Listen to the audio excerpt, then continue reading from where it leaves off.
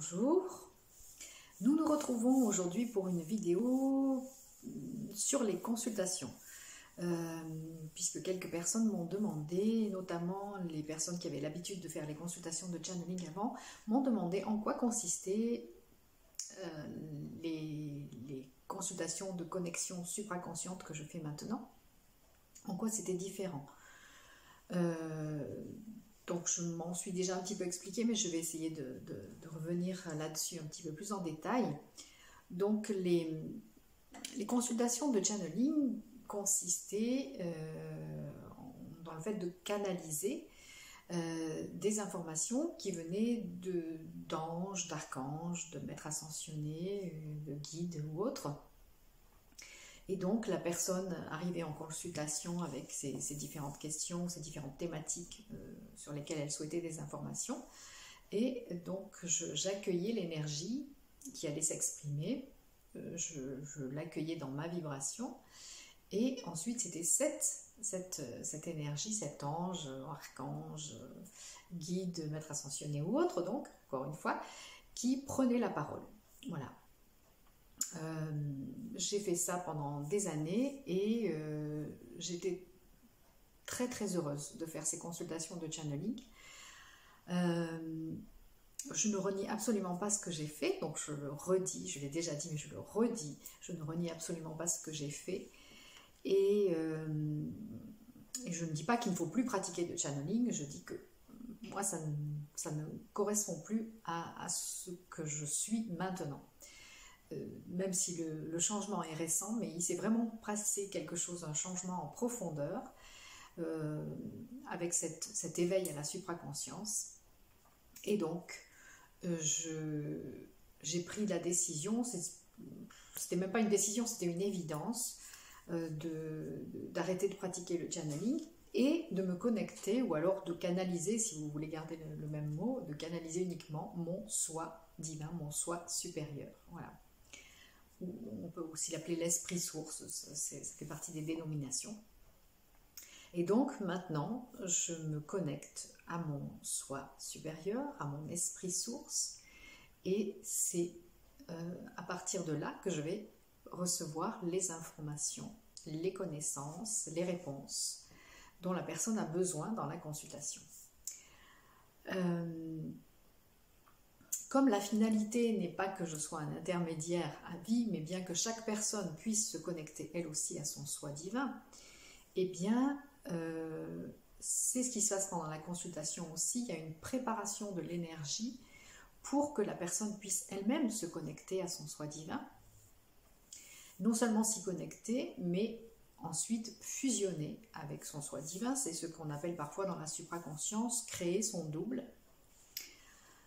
Et donc voilà, non seulement dans la consultation, il va y avoir des informations, mais il va aussi y avoir cette préparation pour que la personne elle-même, pour que vous, si vous venez en consultation, vous puissiez aussi vous connecter à votre soi supérieur et que vous puissiez aussi ensuite fusionner avec votre soi divin, votre soi supérieur.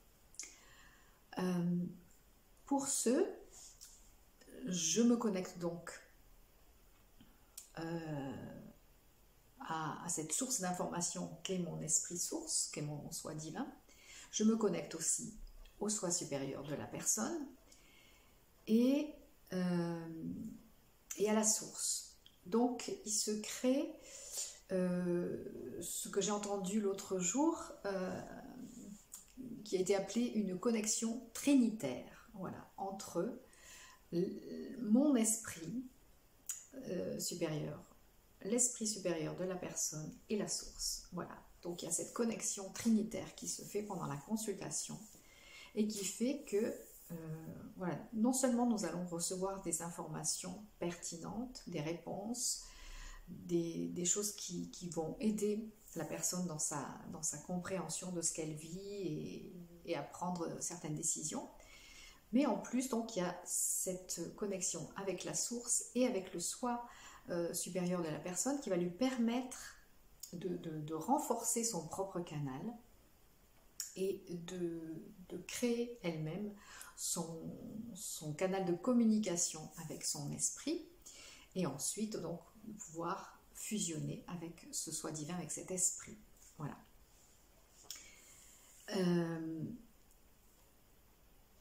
Ce qui m'a toujours tenu à cœur, que ce soit dans les consultations de channeling ou maintenant, c'est vraiment que chaque personne puisse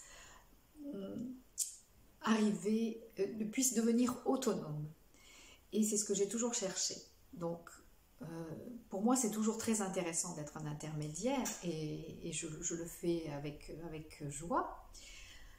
Mais voilà, ça n'est pas la finalité que je sois un intermédiaire à vie pour la personne, mais bien qu'elle puisse, elle aussi, se connecter directement et avoir ses informations directement, ses réponses directement de son soi divin. Voilà. Je réfléchis si... Est-ce que j'ai oublié un autre aspect des consultations? Oui, ce qu'on peut dire aussi, donc effectivement, c'est qu'il y a un travail de préparation de l'énergie de l'autre personne, mais il y a aussi un travail de nettoyage, de soins, éventuellement de reprogrammation.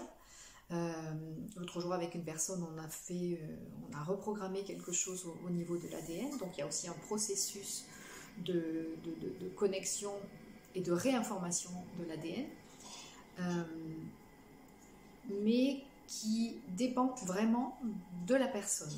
C'est-à-dire que c'est pas moi qui le décide, c'est le soi supérieur de la personne qui décide de ces reprogrammations éventuelles. Voilà. Donc vous voyez, on est vraiment avec cette connexion supraconsciente à la connexion avec soi, à l'unification du soi. Voilà.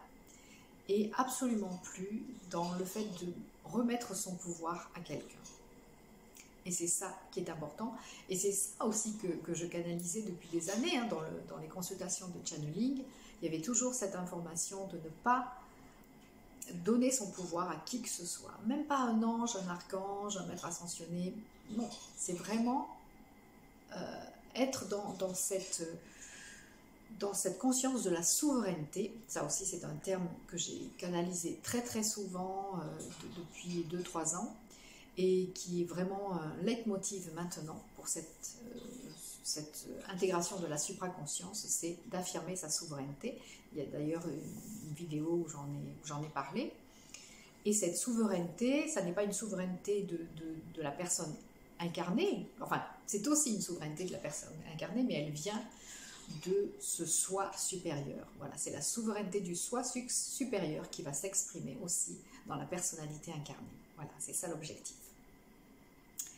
Et donc souveraineté, autonomie et unification donc de chacun avec son soi supérieur. Voilà ce qui se passe dans une consultation de connexion supraconsciente. Pour information, donc j'ai maintenu le format 35 minutes parce que pour une séance découverte c'est bien. Donc elle n'est pas au tarif promotionnel d'habitude, mais elle reste tout à fait accessible. J'ai décidé aussi de proposer de manière constante, de manière permanente, des consultations d'1 heure aussi, pour les personnes qui ont besoin d'un peu plus de temps et qui ont un peu plus de questions à poser. Et bien sûr, il reste toujours le format de 2 heures, qui là permet vraiment ce travail en profondeur que je vous ai évoqué, à savoir la préparation de l'énergie de la personne, les nettoyages éventuellement des reprogrammations au niveau de l'ADN. Voilà, ça c'est vraiment dans la séance de 2 heures qu'on peut aller plus en profondeur et faire ce travail de manière plus tranquille et plus complète. Voilà. Bien sûr, en 35 minutes, c'est difficile de faire tout ça. En 1 heure, on peut faire 1 ou 2 choses, mais vraiment, c'est le format 2 heures qui permet un travail tout à fait complet. Voilà, si vous avez des questions, vous pouvez me les poser dans les commentaires. Si vous n'êtes pas abonné, bien, merci de le faire si vous vous sentez intéressé par ces consultations. Et voilà, s'il y a d'autres thématiques que vous souhaitez voir traitées dans ces vidéos, eh bien faites-m'en part aussi dans les commentaires. un petit coup de pouce me ferait plaisir. Et puis voilà, vous pouvez partager aussi la vidéo si vous le souhaitez. Et